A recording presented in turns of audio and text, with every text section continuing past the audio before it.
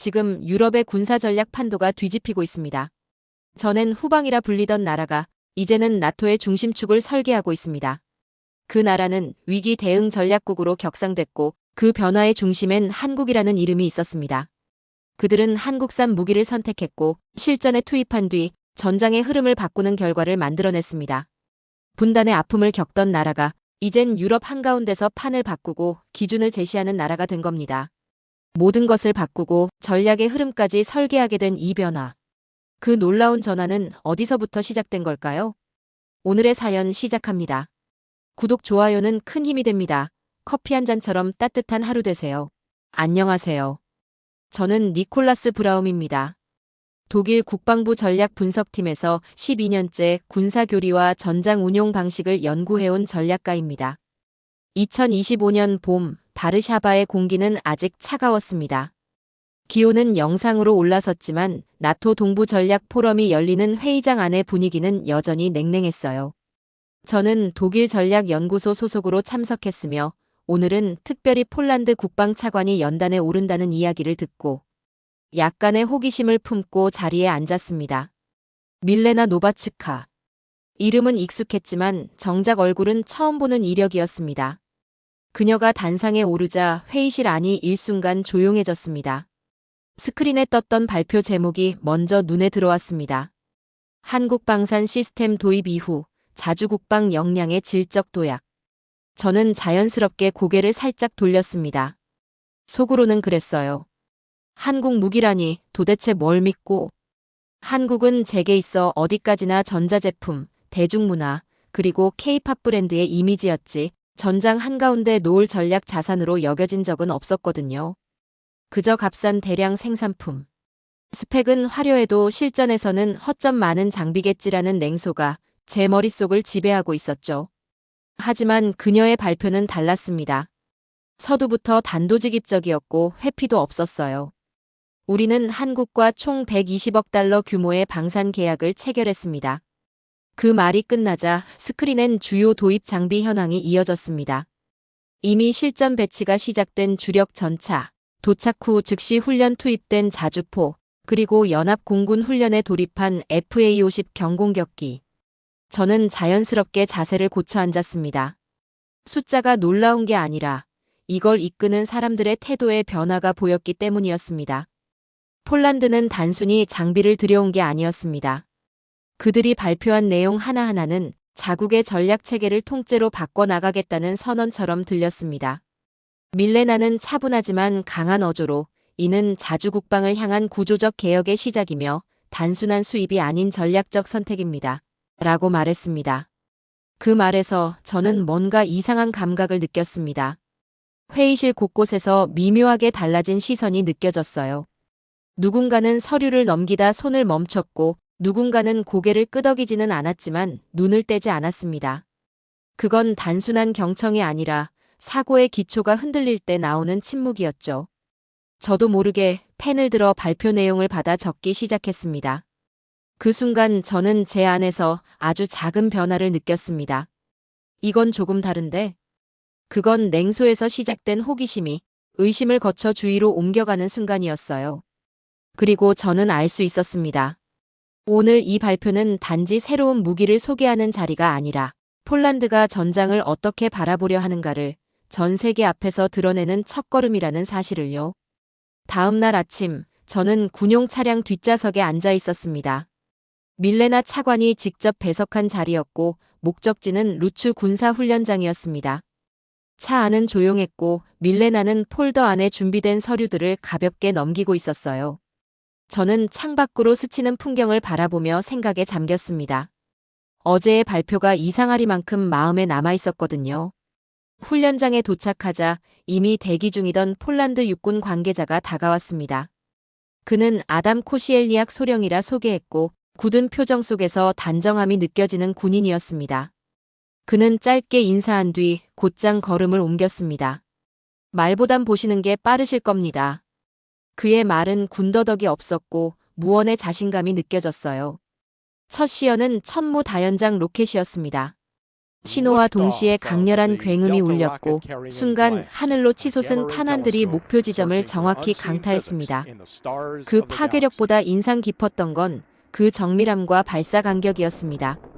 저는 예전 러시아산 시스템을 떠올리다 말고 고개를 절로 돌렸습니다.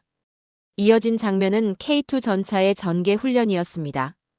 흙먼지를 일으키며 고속으로 진입한 전차들이 각각의 위치에 정확히 자리 잡기까지 걸린 시간은 제가 이전에 알던 시스템에 비하면 말도 안 될 만큼 짧았어요. 전에는 이 배치를 마치기까지 평균 8시간이 소요됐습니다. 지금은 3시간 안에도 가능합니다. 아담 소령의 설명은 단순한 수치보다 더 큰 충격을 안겼습니다. 마지막으로 FA-50 경공격기의 전술 정밀 타격 시연이 이어졌습니다. 하늘 위에서 포착된 표적을 따라가던 전투기가 정확히 목표를 타격하고 상승하는 동작은 마치 훈련이 아니라 실전 같았어요. 모든 움직임이 치밀했고 빈틈이 없었습니다. 하지만 제게 가장 강하게 남은 건 전술 언어였습니다. 훈련 중 무전으로 오가는 명령어들이 전혀 익숙하지 않았어요. 좌측 우회, 천무시 단위 기준 좌표 재배치, F형 회피코드 발동 후 자동 역타격 전환. 이건 나토식도 러시아식도 아닌 완전히 새로운 체계였죠. 저는 잠시 혼란을 느꼈고 곧 그것이 한국식 전술 코드라는 사실을 깨달았습니다. 이건 단순한 장비가 아닙니다. 아담 소령이 다시 입을 열었습니다. 이건 싸우는 방식 자체를 바꿔놓는 겁니다. 우리는 지금 장비가 아니라 전장을 설계하는 철학을 들여온 셈이죠. 그 말에 저는 아무 대답도 하지 못했습니다. 그가 말한 철학이라는 단어가 지금까지 제가 무심히 흘려보낸 수많은 무기와 전략의 틈새를 꿰뚫고 들어왔습니다. 그날 저는 처음으로 느꼈습니다. 폴란드는 이제 전장을 구매하지 않고 그들만의 방식으로 이해하려고 하고 있다는 것을. 그리고 그 배경엔 생각보다 강한 이름이 써 있었어요. 한국. 그 이름이 제 안의 낡은 틀을 하나씩 밀어내고 있었습니다. 전날 훈련장의 충격이 아직 식지 않은 상태였습니다. 차 안에서도 숙소에 돌아온 후에도 저는 계속해서 머릿속에서 반복 재생되는 장면들을 떠올렸어요. 전술, 무기, 언어, 철학. 모든 게 예상 밖이었고 그 낯설미 이상하게 마음을 흔들었습니다. 그 다음 날 밀레나는 저를 국방부 전략센터로 데려갔습니다. 건물은 외관만 보면 평범했지만 내부는 완전히 달랐어요.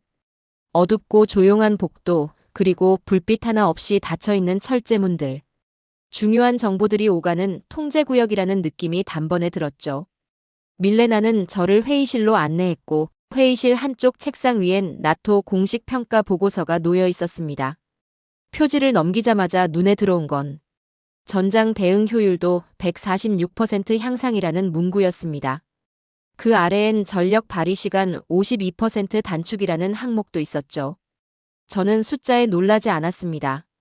아니, 솔직히 말하면 처음엔 그저 숫자라고만 생각했어요. 하지만 보고서를 더 읽어내려가면서 그게 단순 수치가 아니라 전략 사고 체계의 변화를 나타내는 지표라는 걸 알게 되었습니다. 특히 한 문장이 눈을 사로잡았습니다. 폴란드는 한국식 작전을 도입함으로써 동부 전선의 전략 기준을 다시 쓰고 있다. 그 순간 저는 머릿속이 얼어붙는 듯한 충격을 받았어요. 전략 기준을 다시 쓴다는 건 단순한 전술 도입이 아니라 기존 사고방식 자체를 갈아엎는다는 뜻이었습니다. 그 중심에 한국이 있다는 사실이 제 안에서 남아있던 마지막 선입견까지 흔들어 놓았습니다. 밀레나는 조용히 제 곁으로 와 말했습니다. 그들이 우리에게 팔았던 건 장비와 함께 그 장비를 실전에서 통제할 수 있는 방식이었어요. 그녀는 창밖으로 시선을 두며 말을 이었습니다. 사유하는 방식을 수입한 겁니다. 그녀의 말은 형용하기 어려운 무게로 다가왔습니다. 저는 무의식적으로 고개를 끄덕이며 보고서의 마지막 문장을 읽었습니다. K방사는 더 이상 옵션이 아니다. 그것은 설계다. 나토 문서에도 설계국으로 명시되었음. 그 문장은 마치 누군가 제 자존심을 건드리는 동시에 제 관점을 뒤흔드는 일격 같았습니다. 돌아오는 길, 저는 차창 밖을 멍하니 바라보며 생각에 잠겼습니다. 제가 오랫동안 믿어왔던 기준은 사실 그리 견고하지도 완전하지도 않았습니다. 독일, 프랑스, 미국 중심의 전술 체계. 그 외의 나라는 늘 그 기준을 따르기만 했습니다. 하지만 지금 그 중심이 바뀌고 있었습니다. 아주 조용하고 치밀하게요. 그리고 저는 그 변화의 한가운데서 무언가 새로운 것을 배우고 있는 느낌을 받았습니다.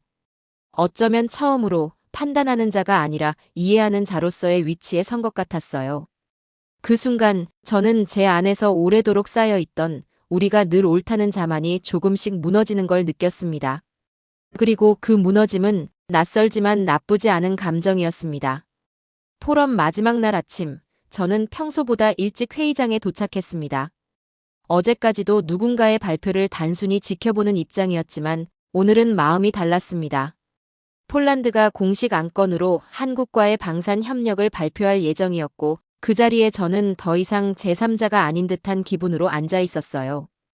회의실 안은 이전보다 긴장감이 덜했고 각국 인사들의 눈빛엔 묘한 호기심이 떠올라 있었습니다. 그건 궁금함이었고 일부는 경계였습니다. 이제 한국이라는 이름이 장비의 브랜드가 아니라 전략의 변수로 거론되기 시작했기 때문입니다. 조금 후 밀레나 차관이 단상에 올랐습니다.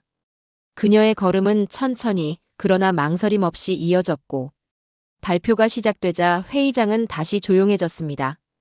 2024년 폴란드는 단일 회차 기준 유럽 방산 역사상 최대 규모의 계약을 체결했습니다. 그녀의 첫 문장이 울림처럼 퍼졌습니다. 스크린에는 협력 내용이 정리된 슬라이드가 떠올랐고 단순한 수치보다 더 눈에 띄는 건 전술적 억제력 확보, 군사주권 회복, 설계국 진입이라는 문구들이었습니다. 이 계약은 단순한 무기 수입이 아니었습니다. 우리는 자립을 위한 전술의 토대를 들여온 것이고 그 시작이 바로 한국 방산 체계였습니다. 밀레나의 목소리는 흔들림 없이 이어졌습니다. 그녀는 단호하게 덧붙였어요. 2025년 나토 내부 전략 등급 평가에서 폴란드는 기존의 수동 방어국 지위에서 위기 대응 전략국으로 격상되었습니다. 이 변화의 중심엔 한국 시스템의 전면 도입이 있었습니다. 그 말이 끝나자 회의장은 조용했습니다. 아무도 즉시 반응을 내지 않았고 그 고요 속에서 각자의 생각이 움직이고 있음을 느낄 수 있었습니다. 저 역시 숨을 멈춘 채 그녀의 말을 곱씹고 있었습니다. 폴란드가 중심이라니. 우리가 늘 후방이라 생각했던 나라가 이제는 전략 중심축이라고.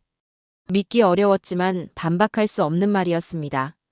왜냐하면 저는 지난 며칠간 그 변화의 실제를 눈으로, 귀로, 가슴으로 확인해왔기 때문이었습니다. 그 순간 저는 깨달았습니다. 이건 단지 전투력의 이야기가 아니다. 이건 존재의 위상을 바꾸는 이야기다. 발표가 끝나고 회의장은 박수도 없이 고요했습니다. 아무도 쉽게 박수를 치지 않았다는 건 단지 무관심이 아니라 그 발표가 가볍지 않다는 무언의 증거였습니다. 그리고 그 정적을 가장 조용히 깬 건 제 속말이었습니다. 폴란드는 이제 방어선이 아니다. 그들이 선택한 건 한국 무기였습니다. 그리고 그 무기가 실전에서 모든 걸 바꿔놨습니다. 전차가 전개되자 전장은 3분 만에 장악됐고 자주포가 쏘아올린 탄은 나토 기준을 다시 세웠습니다. 하늘 위에서 FA-52 타격에 성공하자 모두가 깨달았습니다. 저는 그날 이후 폴란드를 다시 보기 시작했습니다. 그리고 무엇보다 그 시작에 놓인 한국이란 이름을 더는 무시할 수 없게 됐습니다. 포럼이 끝난 후 밀레나는 한 장의 회람 문서를 제게 건넸습니다. 그것은 폴란드 국방부가 준비한 내부 보고서였고 제가 며칠 전 루츠 훈련장에서 본 장면들을 뒷받침하는 정량적 결과와 변화 지표들이 정리되어 있었습니다. 보고서는 단순히 성과를 나열하는 문서가 아니었습니다. 페이지를 넘길수록 각 항목 뒤에 담긴 훈련 현장의 숨결이 느껴졌어요. 그 중에서도 제 눈길을 끈 건 장비 숙련도와 훈련 시간에 대한 변화 항목이었습니다. K2 전차를 포함한 주요 장비들의 운용 숙련도는 기존 대비 약 2배 가까이 향상됐다고 적혀 있었습니다. 또한 전술 배치 훈련의 소요 시간이 기존보다 평균 38% 이상 단축되었고 FA50 훈련 조종사의 비상 대응 속도는 나토 평균을 크게 웃돌며 1.5배 이상 향상되었다는 분석도 있었습니다. 물론 수치 자체도 인상적이었지만 저를 멈춰 세운 건 그 숫자들 뒤에 숨어 있는 한 문장이었습니다. 이제 폴란드군은 반복 훈련에서 벗어나 판단하고 이해하며 움직이는 전장 대응 체계를 갖췄다.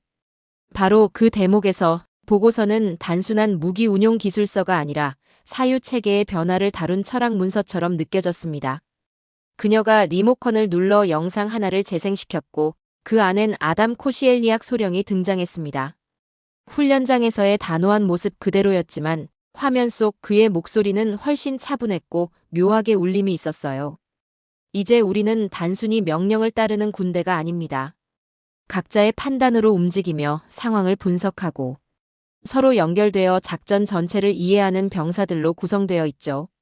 그 시작은 한국 무기였습니다. 그 말은 무게 있는 고백처럼 다가왔습니다. 전장에서의 변화가 전투 기술에만 국한되지 않고 사람의 사고방식까지 움직이고 있다는 사실은 제가 예전엔 상상하지 못했던 영역이었습니다. 그 순간 저는 알았습니다. 이제 한국이라는 이름은 무기를 만드는 나라를 넘어 세계가 인정한 전장을 바꾸는 기술의 나라가 되었음을요. 문득 제 안에 들어있던 서구 기준이라는 것이 그리 절대적인 게 아니었다는 생각이 들었습니다. 그건 오히려 낡은 잣대에 불과했으며 지금 이 방 안에서는 전혀 유효하지 않았어요. 저는 보고서를 천천히 덮고 스크린이 꺼진 회의실에서 말없이 앉아 있었습니다. 이제 인정해야 할 시간이 온 것이었죠. 그리고 그 인정은 생각보다 기분 나쁘지 않았습니다.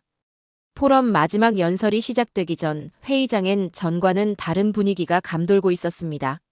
수십 개국 대표들이 각자 명패를 정리하고 귀를 기울이는 모습은 이 자리가 단순한 보고의 자리 이상이라는 걸 보여주고 있었죠. 저는 뒷자리에서 밀레나 차관이 천천히 단상에 오르는 모습을 지켜보았습니다. 이제 그녀는 그 누구보다도 자신감 있는 걸음으로 무대를 밟고 있었습니다. 스크린이 켜지자 세계 지도가 나타났습니다. 그리고 그 위에 빨간 점이 하나둘씩 찍혀 나가기 시작했어요. 그 점 하나하나가 의미하는 건 명확했습니다. 한국의 방산 시스템을 정식으로 도입한 국가들이었고 그 숫자는 어느새 30개국을 넘어섰습니다.